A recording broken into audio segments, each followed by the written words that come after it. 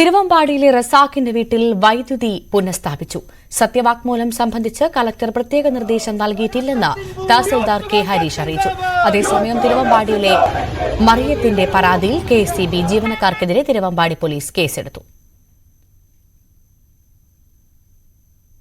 ആസാദ് മുക്കം വിവരങ്ങളുമായി ചേരുന്നു. ആസാദ്, ഓഫാക്കിയ പോലെ തന്നെ ഒടുവിൽ ഓണാക്കേണ്ടി വന്നു അല്ലേ? ഓണാക്കേണ്ടി വന്നു അല്ലേ?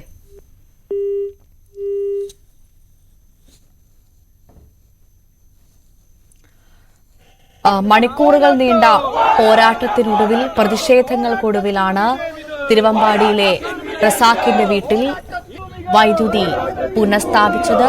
വൈദ്യുതി ഉടൻ പുനഃസ്ഥാപിക്കുമെന്ന് മന്ത്രി കൃഷ്ണൻകുട്ടി അടക്കം പ്രതികരിച്ച സാഹചര്യമുണ്ടായിരുന്നു.